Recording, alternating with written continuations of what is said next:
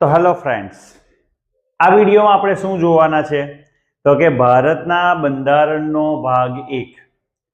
આપણે ગત વિડીયોમાં શું જોયું હતું કે ભારત દેશનું જે બંધારણ બન્યું એમાં વિવિધ દેશોમાંથી આપણે શું શું લીધું. આ વિડીયોમાં આપણે જોવાના છે કે ભારત દેશનું જે બંધારણ છે એમાં ભાગ 1માં કુલ કેટલા આર્ટિકલ છે તો કે 4 આર્ટિકલ છે. તો આપણે ચારે 4 આર્ટિકલને સમજીશું. તો શું કહે છે કલમ 1 એટલે આર્ટિકલ 1 એ શું કહે છે કે સંઘનું નામ અને તેનું રાજ્ય ક્ષેત્ર. એટલે ભારત સંઘનું નામ, બરાબર, ભારત એટલે કે ઇન્ડિયા, ઇન્ડિયા એટલે કે ભારત, એ શું છે તો કે એ અલગ અલગ રાજ્યોનો સંઘ છે. બરાબર, આ આર્ટિકલ 1 કહે છે ભારત શું છે, ભારત એટલે કે ઇન્ડિયા એ રાજ્યોનો સંઘ છે. આર્ટિકલ 1. આર્ટિકલ 2 શું કહે છે? આર્ટિકલ 2 કહે છે કે નવા રાજ્યોનો પ્રવેશ અથવા સ્થાપના. આર્ટિકલ 2 પ્રમાણે કે જે પહેલા ભારત સંઘ બન્યું હતું, હવે એમાં તમારે જો નવા રાજ્યોને જોડવા હોય તો જોડી શકાય, તો કે હા.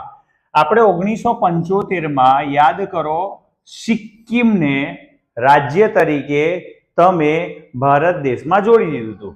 એટલે કે સંસદ કાયદા દ્વારા નવા રાજ્યોને સંઘમાં દાખલ કરી શકે છે. આ આર્ટિકલ 2 કહે છે. આર્ટિકલ 1 શું છે તો કે ભારત એટલે કે ઇન્ડિયા એ રાજ્યોનો સંઘ છે. આર્ટિકલ 2 એવું કહે છે કે તમે નવા રાજ્યોને પ્રવેશ અથવા સ્થાપના કરી શકો, નવા રાજ્યના ક્ષેત્રને બહારથી તમારા ભારતની અંદર મર્જ કરી શકો. એ આર્ટિકલ 2 કહે છે. આર્ટિકલ 3 એવું કહે છે કે નવા રાજ્યોની રચના અને સીમાઓમાં ફેરફાર કરી શકાય. એટલે સંસદ એક સાદી બહુમતીથી નવા રાજ્યોની રચના અને સીમામાં ફેરફાર કરી શકાય. તમે એક્ઝામ્પલ આપણે આપી શકીએ, ગુજરાત રાજ્ય જે બન્યું 1960માં, બરાબર, તો બોમ્બે એ જે આખું મોટું રાજ્ય હતું મહારાષ્ટ્ર, તો એની સીમામાં ફેરફાર કરીને આપણે ગુજરાત રાજ્ય બનાવ્યું હતું. તો નવા રાજ્યોની રચના અને સીમામાં ફેરફાર કરી શકાય, એટલે કે સંસદ નવા રાજ્યની રચના કરી શકે. આ કયા આર્ટિકલ અંતર્ગત આવે? Article number 3. ફરી એકવાર, પહેલો આર્ટિકલ ભારત એટલે સંઘ, બીજો આર્ટિકલ નવા રાજ્યોનો પ્રવેશ માટે, લાવવા માટે, બીજા દેશમાં હતો કે બીજી જગ્યા હતી જેને ભારતમાં લાવવું છે, તો આર્ટિકલ 2. ભારતમાં જ છે અને નવું રાજ્ય બનાવવું છે, રાજ્યની સીમામાં ફેરબદલ કરવી છે, તો આર્ટિકલ 3. હવે આર્ટિકલ 2 અને આર્ટિકલ 3 ને ભેગો કરીને એક ચોથો આર્ટિકલ છે, તે શું કહે છે કે જે સંસદમાં જે કાયદો બને એના માટેની જોગવાઈ છે કે કલમ 2 અને કલમ 3 હેઠળ પસાર કરેલા કાયદા બંધારણીય સુધારા માનવામાં નહીં આવે.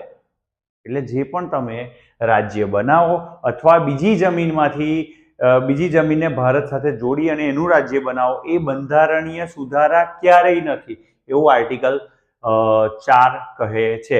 તો અહીંયા આપણો ભાગ 1 પૂર્ણ થાય છે.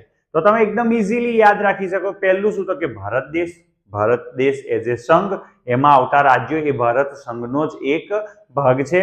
ભાગ 2 તો કે સિક્કિમ જે પહેલા ભારતનું અંગ નહોતું, 1975માં આપણે કાયદો બનાવીને સિક્કિમને રાજ્ય બનાવ્યું, તે આર્ટિકલ 2 પ્રમાણે. 1960માં મહારાષ્ટ્ર જે ભારત સંઘનો જ ભાગ હતો એમાંથી ગુજરાત રાજ્ય બનાવ્યું, તે આર્ટિકલ 3માં આવશે. અને આર્ટિકલ 2 અને આર્ટિકલ 3 નવું રાજ્ય લાવવું અથવા નવું રાજ્ય બનાવવું એ બંધારણીય સુધારો નથી. એક સાદા કાયદાની મદદથી તમે આર્ટિકલ 2 અથવા આર્ટિકલ 3 તમે લગાવી શકો છો. તો અહીં ભાગ 1 સંપૂર્ણ પૂર્ણ થાય છે. તો ફરી એકવાર મળીશું નવા વિડીયોમાં. ત્યાં સુધી જય હિન્દ, જય ભારત.